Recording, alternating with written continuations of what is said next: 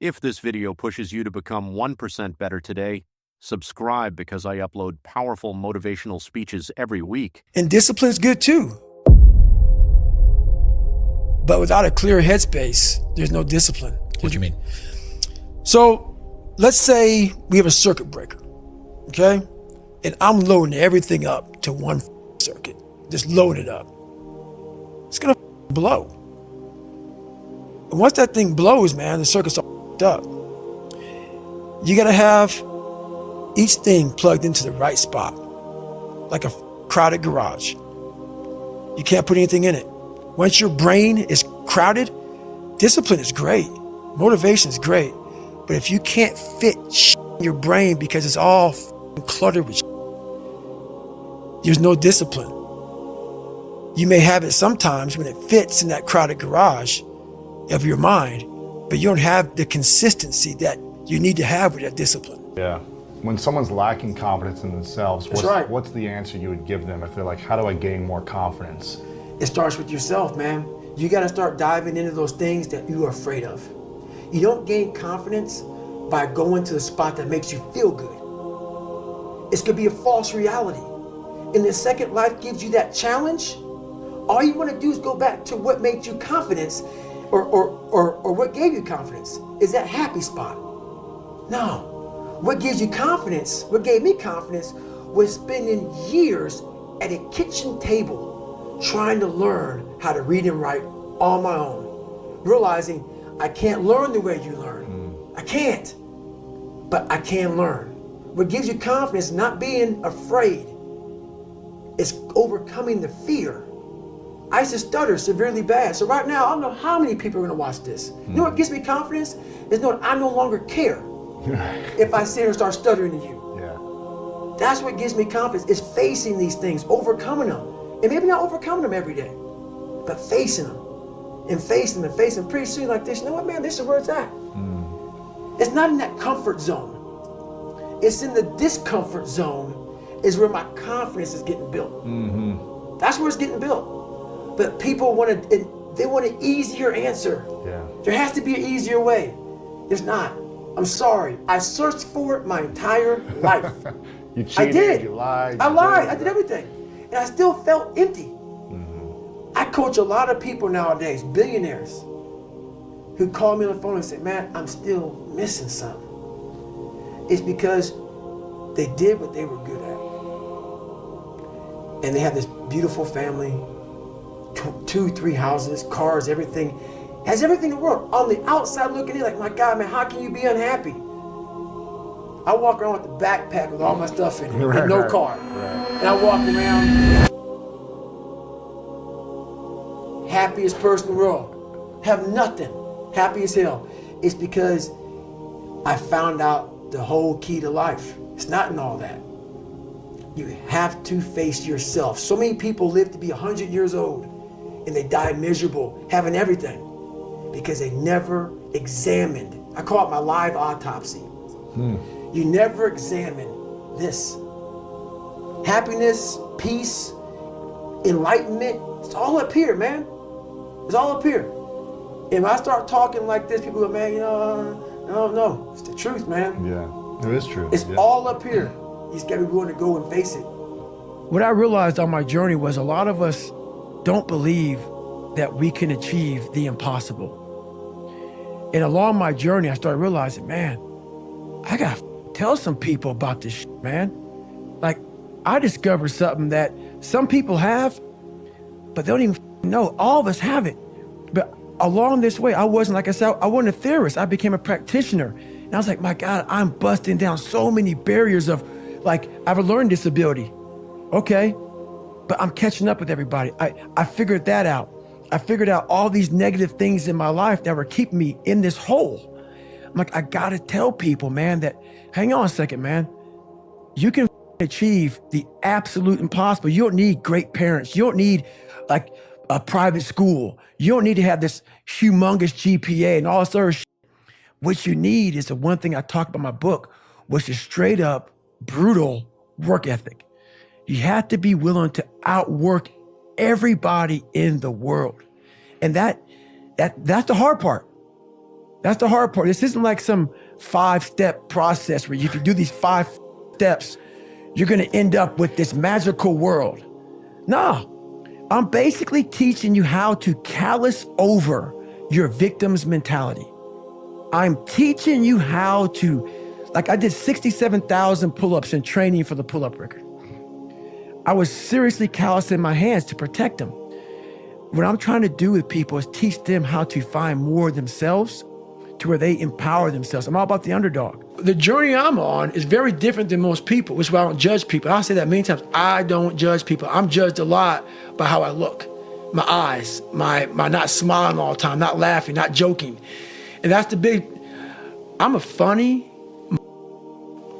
big time. But guess what? Right now, it's easy to be happy. It's easy to smile. Those are the good times. The good times. Those times don't need to be trained. You know, I had to train myself for good times. Those times, for most people, don't need to be trained. What I'm trying to give you all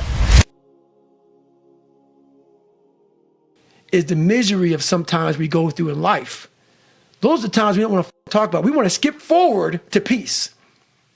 Let's just all this. Let's skip all this pain and suffering and misery of real life. Let's cover it over, nice big blanket, and let's find peace.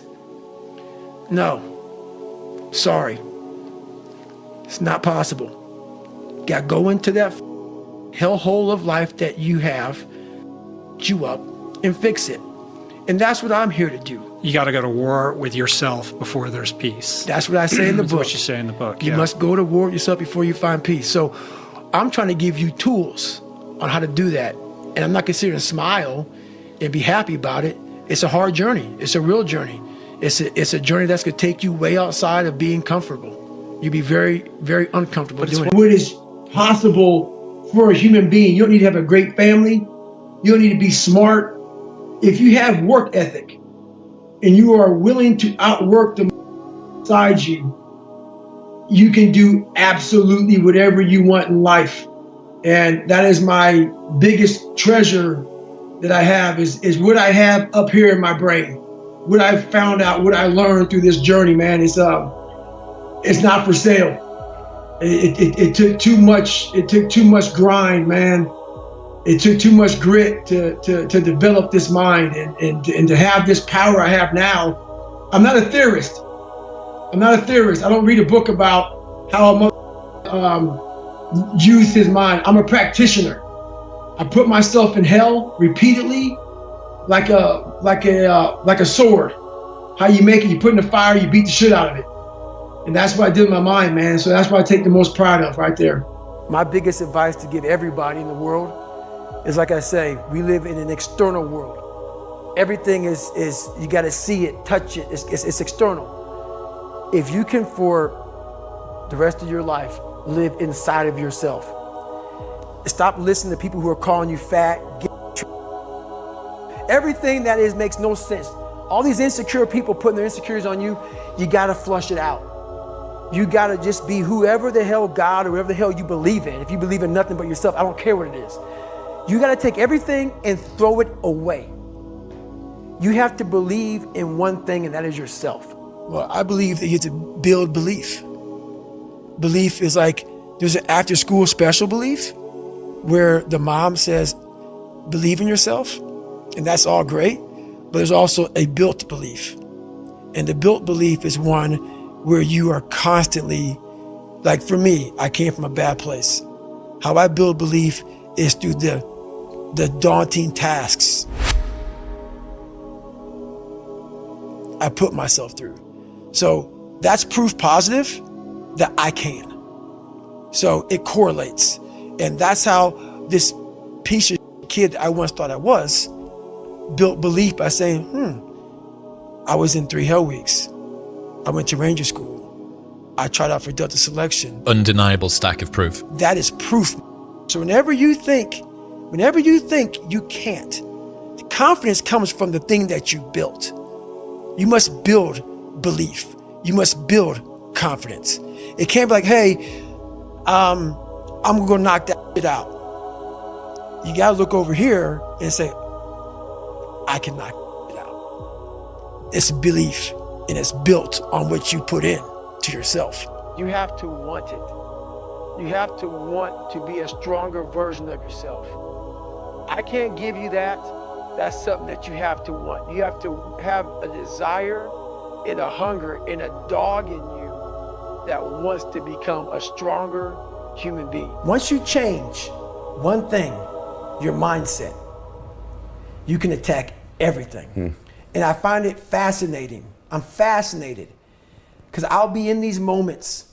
I put these guys on some pedestal. Yeah, which people do with you. They do with me, and they shouldn't. And I was this guy who was a piece of shit looking at these, oh my God, how are you guys this amazing? But once I worked my way up there, I said, my God, man, we can all compete. Let's go. So do I like suffering? I like suffering in the way that is competitive. Yep. That brings out the absolute best in me and in everybody else. So like I want to see a man be defeated. I want to see a man get broken and say, F you. I love these men. These men I love, but there's very few of them. There's very few of them. And there's very few that are willing to go there more than once. A lot of people, even people who've gone through special ops, it kicks out of them to a point where in their mind, what got me bad in pararescue was when I was going through it, I said, I'm only gonna do this one time. And so many people in special ops, whether they believe it or not, in anything, special ops in anything, that's hard, I'm only doing this one time. Once you say that, you f yourself. So you wanna be normal. So you just wanna be like everybody else that roams the world, not knowing the power that's in them. Being fine with being mediocre. You wanna go back to who you were, huh, David? I'm like, f that, man. And you have that conversation with yourself every day. Not every day, it's those bad days. Yeah. It's those bad days. I see a whole bunch of people walking around out here who have no idea how talented they truly are. And I'm talking about talent, like some God-given ability. Talent that sometimes you have to hone, you have to work on, and you have to harness yourself. And they just walk around just on their phones, just clueless to how powerful they are. People want to find peace immediately. And this is where people don't like me. I don't believe that shit. You ain't gonna find it through yoga and all this other bullshit. I stretch out a lot and I believe in yoga, all this shit's great, but you ain't gonna find it in some room. You're gonna find peace from going to war with yourself, because we all got shit. We all got shit. People look at me, the reason why my story resonates with people, because I don't hide. I'll tell you exactly who the fuck I am. I will admit to it. People are great at hiding. So they want to just find peace. No, you gotta take your shit, fix whatever's up in you. Don't just shove it under the rug. Fix it, and then you'll find some peace later. After you fix some shit. You are your own hero. You are your own leader. You are your own master. And that is a big one, because we idolize so many people, and we want to be them. We want to be someone else. And in doing that, you lose all the potential of who you are. You mimic, you be them, you are them, you become them, and you lose you. And we look up to so many people in this world who will let us down. We're humans. I'm gonna let you down. You're gonna let somebody down. If you put them on a pedestal, you then lose time when that person comes up and lets you down. You must hold yourself accountable, and being your own hero, that's what that does. You make yourself so totally accountable for who you are. You focus on you and only on you to become the best person you could be for others. Because we leave a lot on the table, not searching who we are. And then therefore, you die not knowing your greatest potential. If you want to achieve a goal, you're either going to have to accept boredom or pain. And the bigger the goal, the more of both you'll get. When I started my gym, I actually lived with 6 other people in one house. The thing is like, I was doing that when I was making like 20 grand a month take home. There's always trade-offs. And the trade-off for me of living in that condition was that I could invest in the dream and build the business that I had at the time. Now I could look back, because I ended up losing everything, a few years later. You get this negative cycle of like, all of that suffering was for nothing. But it wasn't for nothing, because I learned all these skills along the way. You also can't operate from the perspective of like, I might lose it all in the future, which means everything that I do today is not worth anything. Because like, you're gonna lose 100% of everything the moment you die. So trying to say that you might lose something in the future is a reason not to do something is ridiculous. You're gonna lose everything at some point. You cannot wish for both strong character and an easy life because the price of one is the other. When I think about pain, I think about what thing am I paying for right now? And is that thing something that I want? And if so, it reframes the pain as the price of the thing that I want. One of the things for people who are not where they want to be is that they have pain, like oodles of pain. And I remember when I was starting out, I was looking for passion. I was looking for purpose. I was like, I just want to find something that I'm motivated by. But it's the cat and the cheese. It's like we're looking for cheese, but we have all these cat behind us, and all we have to do is look and remember that they're behind us and chasing us. And so if you have the cat and you're staying in your current situation, you're being used by the cat, right? You're being used by the business owner who, it doesn't treat you well and is, and you're in this job that you don't really want to be in, right? Or you're being used by the situation or the context of the relationship that you're in with the girl that you're like not that into, right? Versus saying like, this is terrible. And because of this terribleness, I now have something that I can run away from. And then like, rather than not looking at the knife or trying to take painkillers to not feel the pain, it's like completely sobering up, taking the knife and twisting it in your own heart and being like, I'm going to fucking do something about this. And I think that that's what the heroes, like if we're heroes in our own story, it's not avoiding pain. It's choosing from the very beginning, the alchemy, which is like, you have these terrible situations. It's like, and you have the opportunity to turn them into magic and skip or shortcut all the growth you're going to have in a really short period of time simply by twisting the knife and being like, I'm going to do something about it. Most of the pain that people experience is purely in their own minds. There's this line that I heard David Goggins say, I'm David Goggins, bit. I remember him saying it, and I thought to myself, like, you want to be able to say that in the mirror to yourself and not laugh at yourself. Mm-hmm. And the only way that I can do that is know that when no one's watching, I work harder than when they're watching.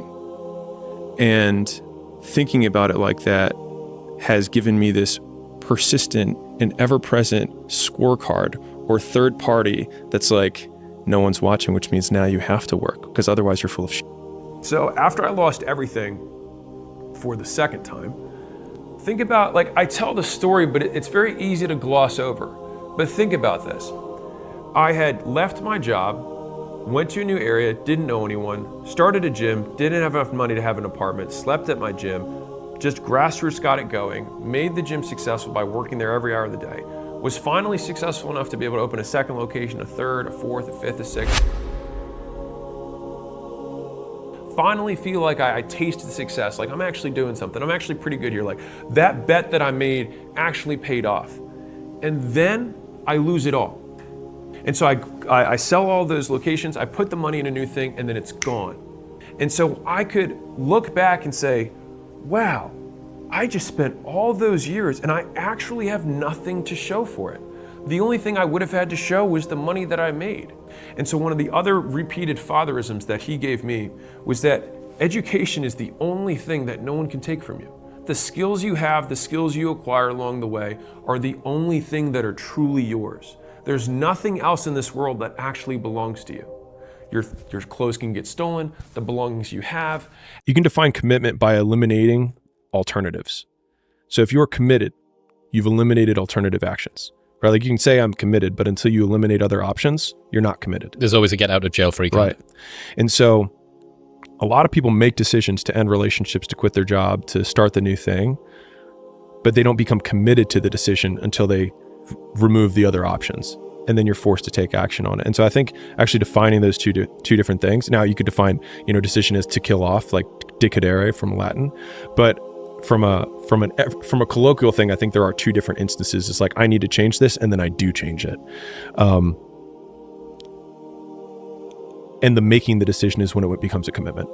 If you suffered from racial inequality, if you suffered from gender inequality, if you suffered from being born in Bangladesh, if you were abused your entire life, you would be completely justified in the fact that you are not achieving the things that other people who didn't have those disadvantages have achieved. And I say this as a white guy who was born in America to a doctor father. I understand that. But to the same degree, you have the opportunity that Chris nor I have, which is that you can be an inspiration to people who went through the same thing and succeeded, despite those circumstances. Because I can promise that there is somebody who has had it worse and has done it better. And I think that one single point of proof, and like there's a global point of proof that you can look for sure, but like you can be that very local point of proof in your community or sub-community. And I think as soon as we shed that, that's like, I'm a big fan of power follows the blame finger. So like wherever you point the blame finger is where the power follows. And so it's like if you point it at the government has the power. If you point it at your spouse and say like it's their fault that I'm not in shape, it's their fault, they never let me do anything, it's like, well, you're giving them all the power. And so it's like until you're like it's my fault, it also becomes my responsibility. What is? What if it's not your fault? It doesn't matter. And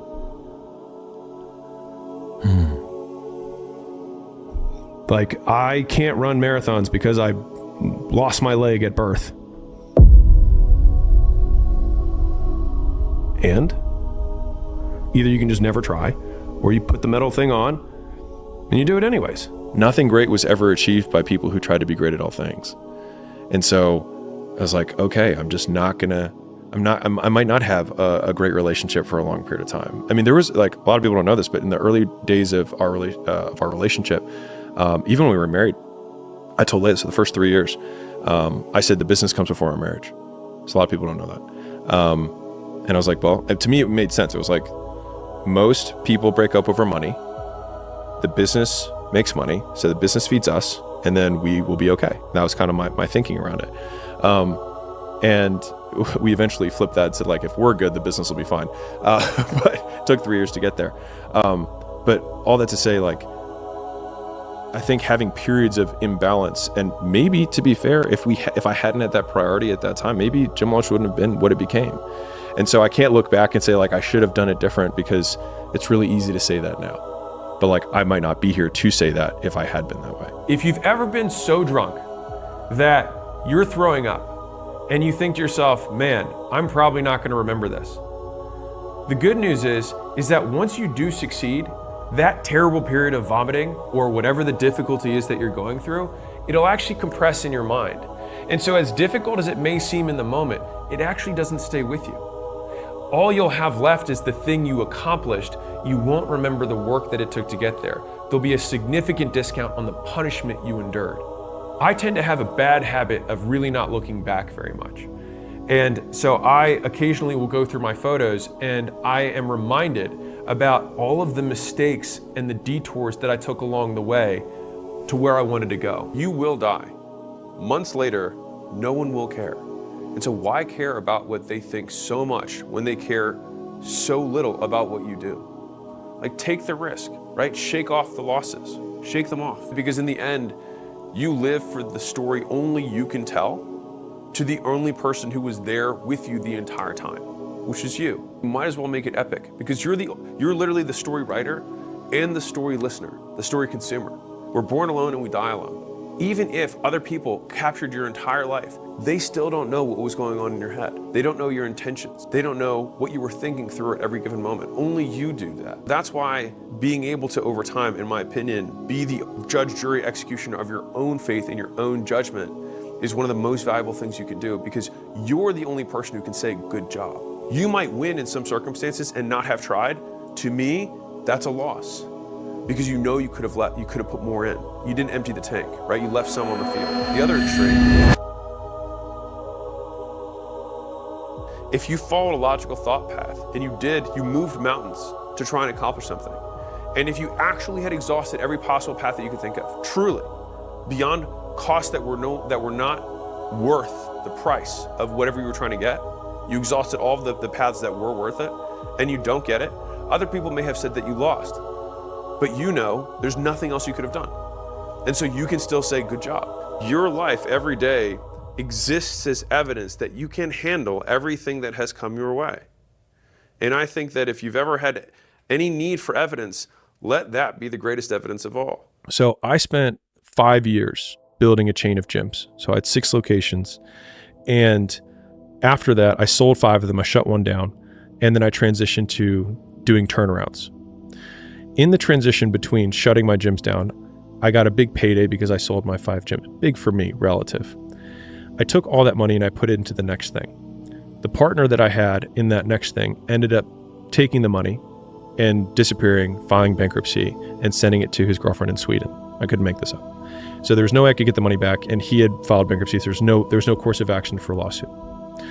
And so a lot of people would probably go through that mental situation and think, and I went through this, was thinking, I just wasted the last 5 years. Like I literally started to change, put everything into the second location, put everything in the third location, the fourth location, kept going, right? I kept doubling down, and then I get my big payday and I put it all on black, and then it disappears with one spin of the roulette.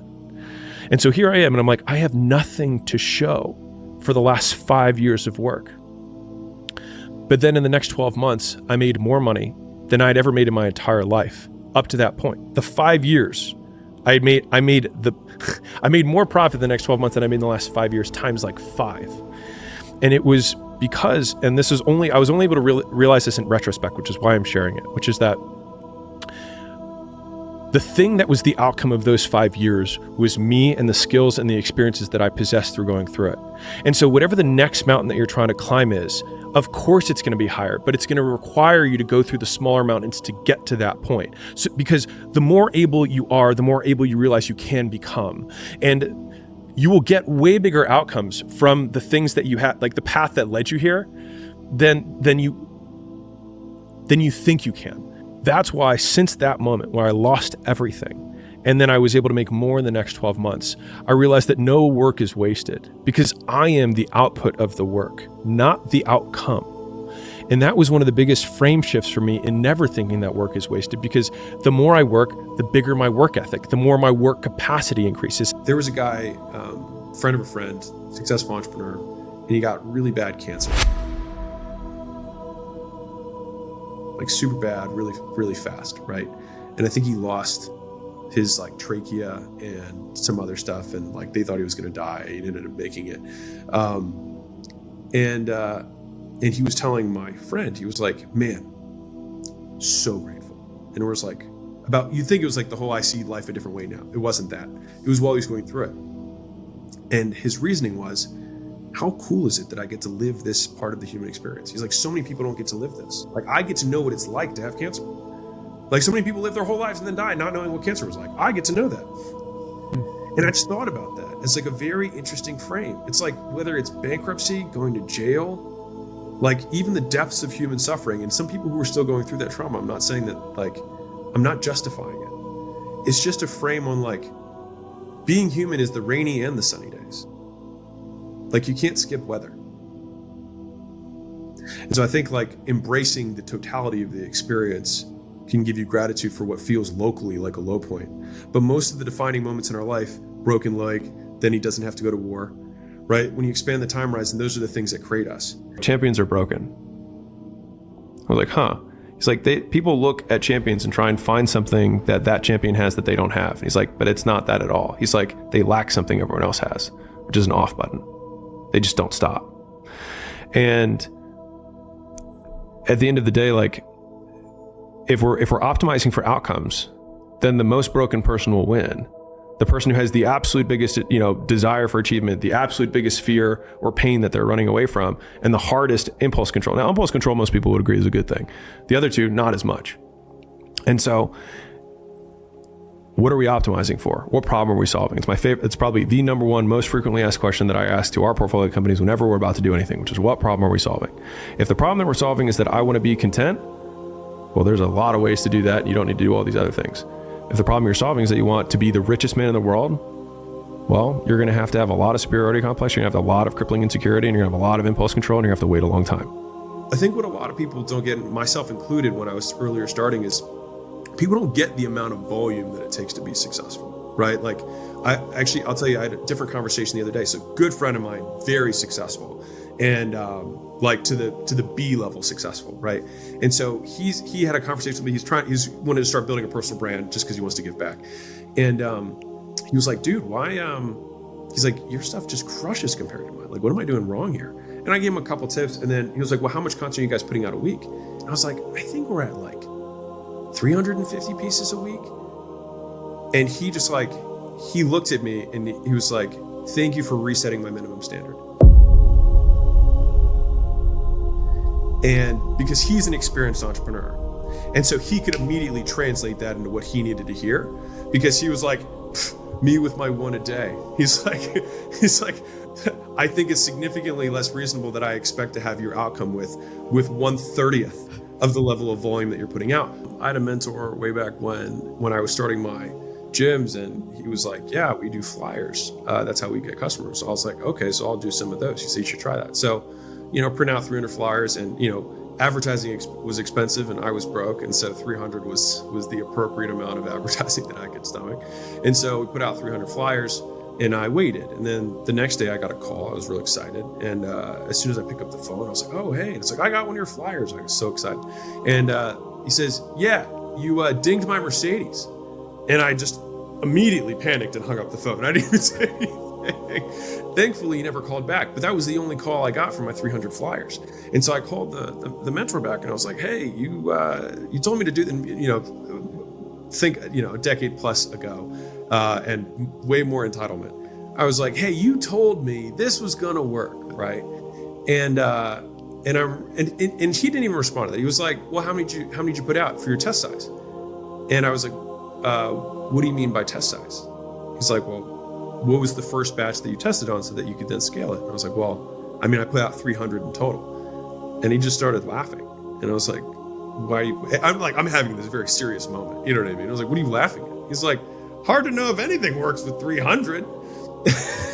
He's like, well, we test with 5,000. He's like, and then if we get 0.5% back, he's like, then we're okay. 1%, I'm scaling to the moon. 1.5%, he's like, I'm singing praises. He's like, if you had 0.5% on that, he's like, you'd get 1.5 people. He's like, and that's tough to see with 300. Can't really know if anything's working.